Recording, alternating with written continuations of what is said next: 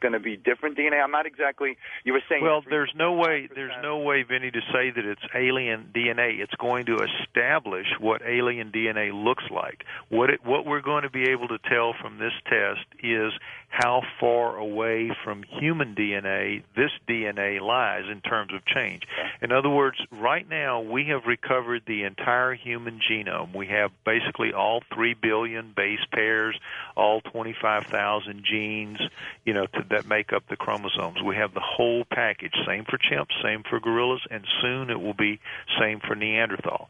So we're talking 3 billion units of information that either match up or don't match up. Now, the vast majority of it matches up. With humans and chimps, it's 97% the same. With gorillas and humans, it's 95% the same. And there'll be some percentage like that with Neanderthals. So what we're going to be able to determine from the Starchild's genome, all 3 billion base pairs or however many it has, you'll be able to lay them down and compare them to human beings one by one by one right through all 3 billion so that you get a percentage of difference. How many are different? Instead of, instead of this one here, it's something different right on down the line. That percentage will tell us how far away it is, and if it's any significance, anything over than a fraction of a percent, it's not a human being, because a human being is a human being by definition of falling within these parameters of being, of its genome. So the Starchild will absolutely be well away. The question is how far away. But whatever it is away, it's going to establish the baseline of alien DNA. We don't have any at this point, but now we're going to, just like we need, like George was saying earlier, we need hominoid DNA, and when we get it, we'll be able to do the same thing with it. Okay, real quick. So you were saying the mitochondrial DNA that comes from the mother, is that what's going to anchor us to No. Mitochondrial DNA is a very small part of, but you can see the mitochondrial DNA picture on the website, and maybe that's what's confusing you. That's a very small part of the genome. It's about 16,000 base pairs long. Each little bit of mitochondrial DNA is only about 16,000. Now, that sounds like a lot. It's a big number. But compare it to 3 billion, and it's an infinitesimal fraction. You see, it's very small. So mitochondrial DNA is not going to be a big play in this at all. And we already have the Starchild's mitochondrial DNA. It comes from its mother. That's how we know it had a human mother. What we need is its father's DNA. That we don't have. That we can't recover yet so far because human primers can't pick it up because he wasn't human. That's what we knew back in 2003. What we need to know is how far was he from human, and that's what this new test, the 454 Life Science test, will give us. Were there any pictures of the Starchild on any of the caves or anything in that area? Not that I know of, not that I'm aware of. In fact, not in any cave drawing anywhere that I'm aware of, George, and I've seen a bunch of them. Oh, none that I'm aware of. That would have been something. Let's go to Los Angeles. Hello, Nathan. Thanks for holding. Hey, how you going, fellas? Good. Excellent. I just had a couple quick questions for Lloyd there. Just jumping back to the alien UFO abduction phenomena. Uh-huh. Are you familiar at all with Rick Strassman's work out of the University of New Mexico? No. Good man. Well, what they were doing there, they were doing a lot of government-sponsored, at least back in the 80s, early 90s, research on DMT, dimethyltryptamine, which actually they found to be a naturally occurring chemical in the brain, of course not recognized by modern science. But what they were getting out of a lot of their volunteers, and these were people that were fairly, smart, intellectual individuals reporting back on this, is that it put them in a lot of conscious states that were extremely similar to alien abductions and near-death experiences. And, some authors such as Rick Strassman, even guys like Terence McKenna, who didn't, experience it in the laboratory, kind of claimed that these states of consciousness are reflections of our interspatial connection to the aliens and the UFOs and our DNA and that structure.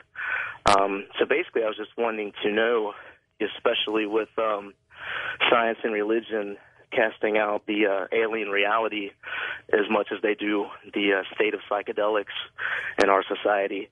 Do you think there's any connection to DMT being naturally occurring with the UFO phenomena? I don't, I really don't know. I haven't studied that research. I don't know anything about it, but I think it's pretty hard to call for example, what we were talking about earlier, a sonogram that shows a woman pregnant, and then a couple months later she's no longer pregnant. She's had a miscarriage, but no fetus has passed out. I think it would be hard to call that any kind of a psychological state. That those are real things that have happened to women that can document it. So. I just don't know enough to comment any more than to say that it could be an aspect of it, but I don't think it explains it entirely, if that's what you're suggesting. Okay, next up, let's go to Bob, trucking around in Pennsylvania. Hey, Bob. How you doing, George? Okay, Bob. And also, Lloyd, how are you tonight? I'm okay. Good. My question tonight is twofold. First of all, George, I have to say that I admire your work, and Lloyd, I admire your work. I've listened many months, first time got through. And I wanted to find out with you, Lloyd, what your feelings were on alien abduction of certain individuals, these sightings. People have had experiences with these short individuals with these, I guess, oblong-type eyes and heads, and whether you believe that there is any correlation between these types of figures and those found with the Starchild. It was just an interesting thing here. Are you talking about Grays? Is that what you're talking about? Yeah, I'm talking about some of the people that have seen UFO sightings and have reportedly seen or had experiences with these humanoid-type figures from these alien craft. And there are descriptions of them that I've seen off and on through various publications through the years with their type of head shape and their eyes. Yeah, so you're saying was that kind of person the one that was found with the Starchild? No. The one with the Starchild was absolutely 100% human. She was from haplogroup A. There's no question about it according to the genetics. And if you look at her head, you can see her picture on the website or in the book or wherever. You look at her head, perfectly normal human who has been cradle-boarded. The only thing unique about her is she has been legitimately cradle-boarded, which just flattens the rear portion of her head a little bit about the size of the palm of your hand. But other than that, she's 100% human.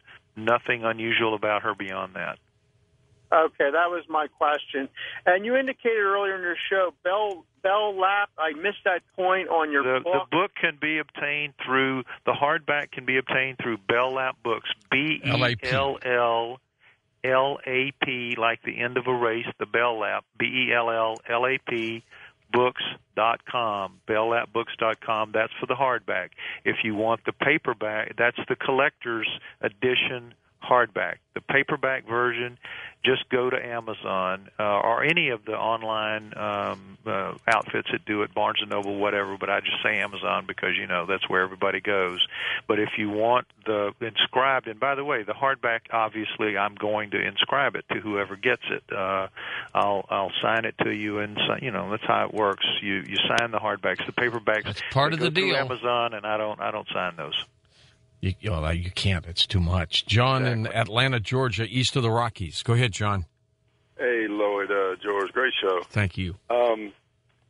So, Lloyd, I imagine you would suggest that the Starchild is probably a hybrid, right? Yes, I do. I suggest that it's a hybrid between a human mother and a non-human father, yes.